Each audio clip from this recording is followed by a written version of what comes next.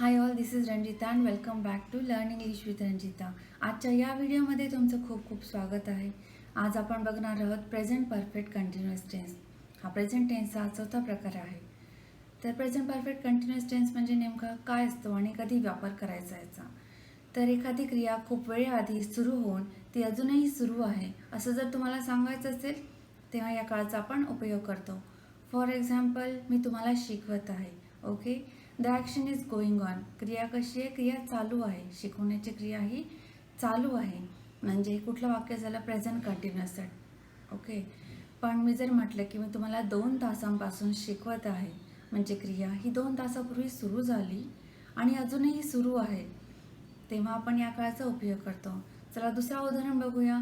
मी स्वयंपाक करत आहे. Okay, I am cooking. Present continuous tense, कारण की क्रिया सुरू आहे. पण मी हे जर म्हटलं की मी 2 तासापासून स्वयंपाक करत आहे, तर क्रिया कशी सुरू झाली आहे? 2 तासापासून सुरू आहे आणि अजूनही सुरू आहे, तेव्हा आपण प्रेझेंट परफेक्ट कंटिन्युअस टेन्सचा यूज करतो. तर आजच्या या व्हिडिओमध्ये आपण बघणार आहोत त्याच्याशी रिलेटेड असलेले सगळे अफर्मेटिव्ह, नेगेटिव्ह आणि इंट्रोगेटिव्ह टाईप्स. आजच्या या व्हिडिओमध्ये इंट्रोगेटिव्हचे मी दोन्ही प्रकार समजून सांगितले आहेत. तर चला आपण सुरुवात करूया आजच्या व्हिडिओला. पण त्यापूर्वी जर तुम्ही हा व्हिडिओ पहिल्यांदा बघत असाल, म्हणजे नवीन बिगिनर असाल, तर सबस्क्राईब करायला विसरू नका. तसंच बेल आयकॉनला पण प्रेस करा, म्हणजे तुम्हाला माझ्या नवनवीन व्हिडिओचे अपडेट्स मिळत राहतील. सो चला आपण व्हिडिओला सुरू करूया. Let's get started. आता आपण बघत आहोत प्रेझेंट परफेक्ट कंटिन्युअस टेन्स. हा चार्ट बघा. या चार्टमध्ये तुमच्या लक्षात येईल की आज आपण प्रेझेंटचा चौथा टाईप बघणार आहोत. यापूर्वी मी प्रेझेंट सिम्पल, प्रेझेंट कंटिन्युअस आणि प्रेझेंट परफेक्ट याचे व्हिडिओज बनवले आहेत, ते तुम्ही बघू शकता. तर चला बघूया प्रेझेंट परफेक्ट कंटिन्युअस टेन्स. आपण आता बघत आहोत प्रेझेंट परफेक्ट कंटिन्युअस टेन्स. मराठीमध्ये याला चालू पूर्ण वर्तमान काळ असं पण म्हणतात. आपण आता वाक्य ओळखायचं कसं? जर एखादी क्रिया वर्तमान काळात बऱ्याच कालावधीपासून सुरू आहे असं जर सांगायचं असेल तेव्हा आपण याचा यूज करतो. किंवा भूतकाळात एखादी क्रिया सुरू होऊन आतापर्यंत सुरू आहे असं दाखवण्यासाठी पण या काळाचा आपण वापर करतो. तर याची ओळख म्हणजे मराठीत वाक्याच्या शेवटी करत आलेला आहे, करतच आहे. जसं तो सकाळपासून अभ्यास करत आलेला आहे किंवा तो सकाळपासून अभ्यास करतच आहे. म्हणजे at the end of the sentence त आलेला आहे किंवा तच आहे किंवा करत आहे अशा प्रकारचे शब्द येतात. आणि प्रेझेंट परफेक्ट कंटिन्युअस टेन्समध्ये आपल्याला लक्षात ठेवायचे की इथे आपल्याला have, has plus been plus VING चा यूज करायचा आहे. लक्षात ठेवा की परफेक्ट असल्यामुळे आपल्याला काय यूज करायचं? Have, has. पण हा प्रेझेंट परफेक्ट कंटिन्युअस असल्यामुळे have, has, been plus VING एवढं लक्षात ठेवायचं आहे. आणि सिन्स आणि फॉरचा पण यूज करायचा आहे, कारण की इथे आपल्याला काय सांगायचे? वेळेबद्दल सांगायचं की सकाळपासून, 2 तासापासून, 3 तासापासून, इयर पासून, तेव्हा आपल्याला सिन्स आणि फॉरचा पण इथे यूज करावा लागतो. ओके, तर चला बघूया आपल्याला हॅव आणि हॅज कधी यूज करायचंय. जर आपला सब्जेक्ट म्हणजे कर्ता हा आय असेल तर काय लावायचं? आपल्याला हॅव बीन. आणि सब्जेक्ट जर आपला प्लुरल असेल, जसं वी, यू, दे आणि मोर दॅन 2 पीपल, जसं स्टुडंट्स, बर्ड्स, तर आपल्याला काय यूज करायचंय? हॅव बीन यूज करायचंय. म्हणजे प्लुरल सब्जेक्ट साठी आपल्याला हॅव बीन लावायचे. आणि जर सब्जेक्ट आपला सिंग्युलर असेल, जसं ही, शी, इट, राम, स्नेहा आणि कुठला पण एकवचनी कर्ता असेल तर आपल्याला हॅज बीन लावायचंय. ओके, तर चला आता आपण बघूया सकारात्मक वाक्य. ओके, सकारात्मक वाक्यामध्ये आपल्याला त्याची रचना बघूया पहिल्यांदा. अजून आपल्याला काय यूज करायचं होतं? इथे have, has been plus VING. Okay, तर सगळ्यात पहिल्यांदा आपण एक उदाहरण बघूया. ती खात आहे. कुठली क्रिया दाखवते? खाण्याची क्रिया दाखवते. Okay, the action is going on. ती खात आहे. म्हणजे वाक्य कुठलं झालंय? Present continuous tense. पण हेच वाक्य, ओके, हेच वाक्य जर आपण म्हटलं की ती सकाळपासून खात आहे, ते काय दिसत आहे तुम्हाला? सकाळपासून. वाक्य तर सेमच आहे की ती खात आहे. ओके, ती खात आहे किंवा ती खातच आहे. पण इथे आपण ऍडिशनल मध्ये काय लावलंय की ती सकाळपासून खातच आहे, की ती सकाळपासून खात आहे. म्हणजे क्रिया ही बऱ्याच वेळपासून किंवा पास्ट पासून सुरू झाली आणि ती आता पण सुरू आहे, त्याला आपण म्हणायचं प्रेझेंट परफेक्ट कंटिन्युअस टेन्स. आता बघा इथे ती खात आहे म्हणजे शी इज इटिंग. ओके, पण इथे बघा ती सकाळपासून खात आहे म्हणजे she has been eating since morning. आता शी काय झाला आपला सब्जेक्ट. ओके, आणि सब्जेक्ट हा आपला सिंग्युलर असल्यामुळे आपल्याला काय लावायचं इथे has plus been. Has been क्रियापद आहे ईट म्हणजे खाणे, सो इटिंग, आणि नंतर इथे ऑब्जेक्ट आहे नाही तर आपण डायरेक्ट सिन्स लावायचा, सिन्स मॉर्निंग. जर म्हटलं असतं की ती 2 वर्षापासून अभ्यास करतच आहे तर आपण म्हटलं असतं की she has been studying for 2 years. Okay, तर चला आपण बघूया की सिन्स आणि फॉरचा पण यूज कसा. आपण आता बघत आहोत सिन्स आणि फॉरचा यूज.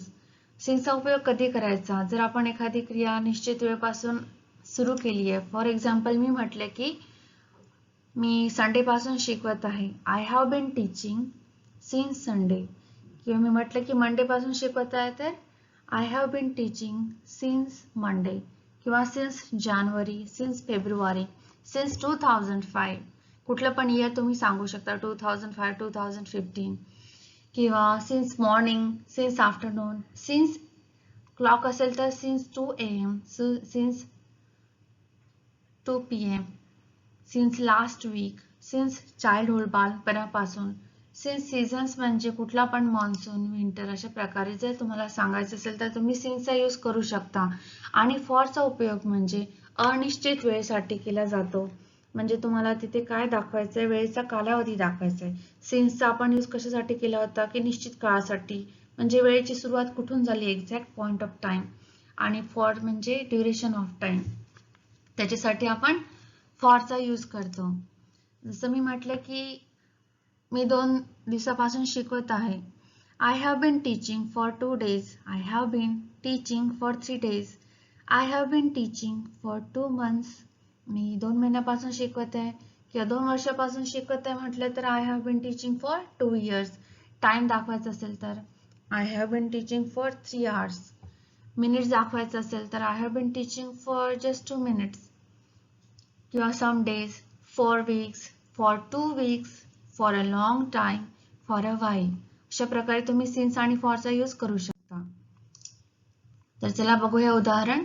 मी मागील 1 वर्षापासून इथे काम करत आहे, I have been working here for the last 1 year. मी म्हटलं होतं मगाशी सब्जेक्ट जर आय असेल तर काय यूज करायचं, आपल्याला हॅव यूज करायचं आहे. मग बघा construction, subject plus have been plus VING plus object plus since किंवा फॉर. आता इथे काय म्हटलंय 1 वर्षापासून, म्हणून इथे आपण यूज केलंय फॉर. जर मी म्हटलं असतं की मी मंडे पासून काम करत आहे तर मी म्हटलं असतं की सिन्स मंडे.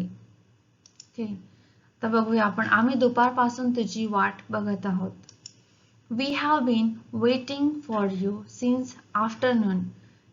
इथे वी असल्यामुळे काय यूज केलं आपण, हॅव बीन. अनेक वचन असल्यामुळे आपण हॅव लावायचा असतो.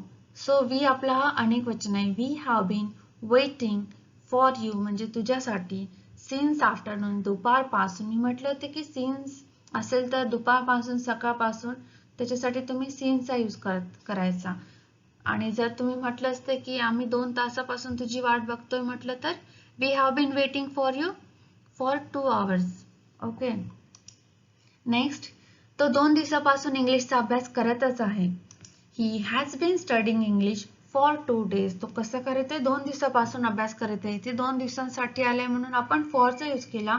जर म्हटलं असतं की तो मंडे पासून अभ्यास करत आहे, he has been studying since Monday. पण इथे तो 2 दिवसापासून इंग्लिशचा अभ्यास करतच आहे किंवा तो 2 दिवसापासून इंग्लिशचा अभ्यास करत आहे म्हणजे he has been studying English for 2 days. नंतरचं एक्झाम्पल बघा, मुले संध्याकाळपासून खेळत आलेले आहे किंवा खेळत आहे, children have been playing since evening. Children कसं झालंय, अनेक वचन आहे. अनेक वचन असल्यामुळे आपल्याला काय यूज करायचंय, हॅव बीन. मग लावलं VING, प्लेइंग सिन्स इव्हनिंग. आता आपण बघत आहोत प्रेझेंट परफेक्ट कंटिन्युअस टेन्स मध्ये नेगेटिव्ह सेंटेन्सेस. नेगेटिव्ह सेंटेन्स असलं तर आपल्याला नॉट ऍड करायचं आहे, म्हणजे हॅव, हॅज आणि बीनच्या मध्ये आपल्याला नॉटला ऍड करायचं आहे. तर चला बघूया रचना. सब्जेक्ट प्लस हॅव किंवा has plus not plus been plus V1 plus ING plus object plus since किंवा फॉर आणि मग त्याचा टाइम. तर चला बघूया उदाहरण. ती सकाळपासून स्वयंपाक करत नाहीये. सब्जेक्ट काय झालं आपलं ती, आणि मग काय लावायचं. सब्जेक्ट कसं आहे सिंग्युलर असल्यामुळे आपल्याला हॅज यूज करायचं आहे. शी हॅज नॉट नेगेटिव्ह असल्यामुळे नॉट यूज करायचं. फॉर्म्युलाकडे बघत राहायचं आणि करायचं. मग काय लावायचं आपल्याला क्रियापद. इथे क्रियापद काय आहे स्वयंपाक करणे म्हणजे कुक. त्याला लावायचं आपल्याला ING कुकिंग. मग लावायचं इथे ऑब्जेक्ट आहे नाहीये तर she has not been cooking since लावून direct morning since morning. Okay. जर मी म्हटलं असतं की ती 2 दिवसापासून स्वयंपाक करत नाहीये तर वाक्य झालं असतं she has not been cooking for 2 days. आणि जर आपला सब्जेक्ट हा अनेक वचन असतं, जर आम्ही सकाळपासून स्वयंपाक करत नाहीये म्हटलं असतं तर वी असल्यामुळे आपण लावलं असतं तिथे हॅव म्हणजे प्लुरल लावलं असतं helping verb. We have not been cooking since morning. Okay. दुसरं एक्झाम्पल बघा. नीरज 2 दिवसापासून अभ्यास करत नाहीये. सब्जेक्ट कोण आहे ते नीरज. नीरज हा सिंग्युलर सब्जेक्ट आहे, एक वचनी असल्यामुळे आपल्याला तिथे हॅज लावायचं आहे. आणि नेगेटिव्ह असल्यामुळे हॅज नॉट बीन. क्रियापद काय आहे इथे स्टडी. स्टडीचं झालं स्टडिंग फॉर 2 days. तो 2 दिवसापासून अभ्यास करत नाहीये. जर म्हटलं असतं की तो सकाळपासून अभ्यास करत नाहीये तर Neeraj hasn't been studying since morning. आणि इथे आपण हॅज नॉटला कॉन्ट्रॅक्ट केलंय म्हणजे हॅजंट केलंय म्हणजे संक्षिप्त रूप म्हणतो आपण. तर वाक्य झालं आपलं Neeraj hasn't been studying for 2 days. नंतर माझे कपडे धुण्याची मशीन कालपासून काम करत नाहीये. माय वॉशिंग मशीन. मशीन किती झाले एक आहे. ओके. तुम्ही याला इट पण यूज करू शकता. My washing machine has not been working since yesterday. काम करणे म्हणजे वर्क. मशीनसाठी तुम्ही इट पण यूज करू शकता. So my washing machine has not been working since yesterday. आणि जर मी म्हटलं असतं की माझं मशीन 2 दिवसापासून काम करत नाहीये तर it has not been working for 2 days. आपण आता बघत आहोत प्रेझेंट परफेक्ट कंटिन्युअस टेन्स मध्ये प्रश्नवाचक वाक्य म्हणजे इंट्रोगेटिव्ह सेंटेन्सेस टाइप 1. टाइप 1 म्हणजे वर्बल सेंटेन्सेस ज्या प्रश्नांचे वाक्यांची सुरुवात हेल्पिंग व्हर्बने होईल किंवा ज्या प्रश्नाचं उत्तर तुम्हाला हो किंवा नाहीने मिळेल त्याला म्हणायचं आपण वर्बल सेंटेन्सेस. तर बघा याची रचना हॅव किंवा has plus subject plus been plus V1 plus ING plus object plus since किंवा फॉर प्लस टाइम. ते लक्षात काय ठेवायचं आहे तुम्हाला की व्हर्बल वाक्य किंवा येस ऑर नो वाक्य जर तुम्हाला म्हणायचं आहे तर त्याची सुरुवात कशाने होईल हेल्पिंग व्हर्बनी. इथे हेल्पिंग व्हर्ब काय आहे आपलं हॅव किंवा हॅज. तर हॅव हॅज पुढे आणायचं आणि सब्जेक्टला त्याच्या मागे ठेवायचे. ओके. चला बघूया एक्झाम्पल. ती सकाळपासून लेख लिहित आहे का. ती काय झाला सब्जेक्ट हा सिंग्युलर आहे म्हणजे शी ला काय लागेल हॅज लागेल. ओके. तर वाक्य कसं होईल has she been writing article since morning.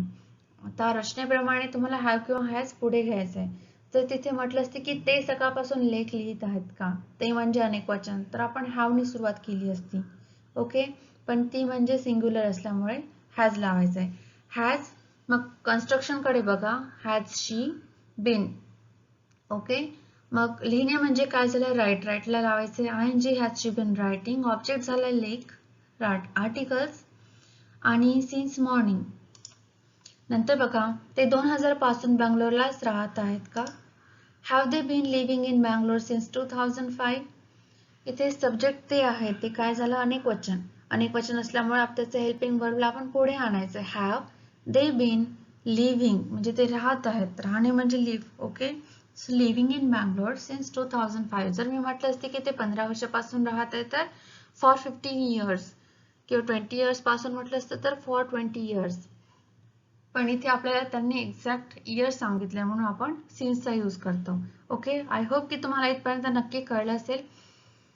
इथे लक्षात ठेवायचे की प्रश्नवाचक वाक्यामध्ये आपल्याला हेल्पिंग व्हर्बला पुढे आणायचे आणि सब्जेक्टला त्याच्या मागे ठेवायचे. ओके.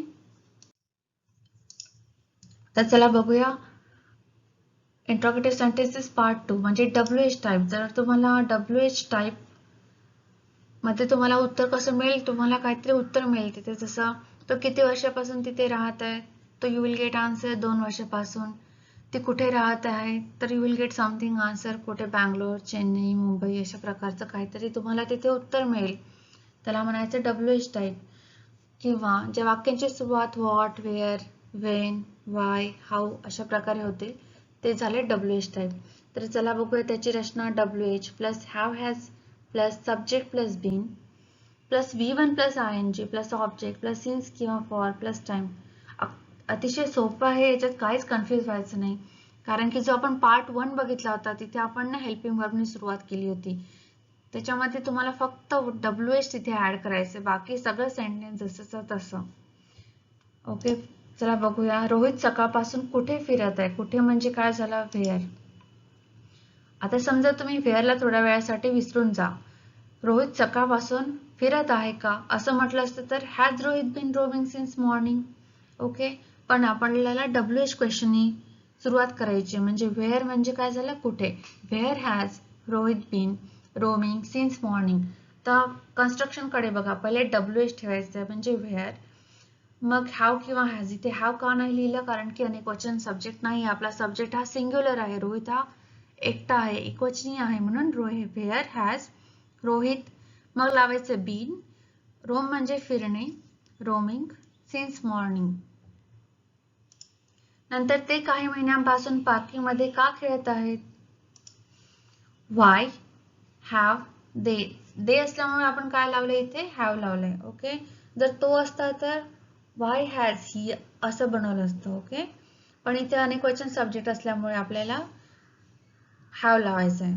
ओके, चला रचनेकडे बघा तुम्ही. हॅव, दे, मग सब्जेक्ट दे लावल्यावर काय लावायचं आपल्याला, बीन प्लस VING म्हणजे playing in the parking for few months, काही महिन्यांपासून. ओके, आता आपण बघूया चार्ट. सकारात्मक वाक्य, तो लहानपणापासून क्रिकेट खेळत आहे.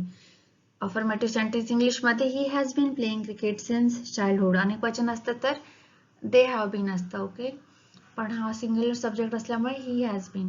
याचा आपण नेगेटिव्ह बघूया, तो लहानपणापासून क्रिकेट खेळत नाहीये. He has not been playing cricket since childhood.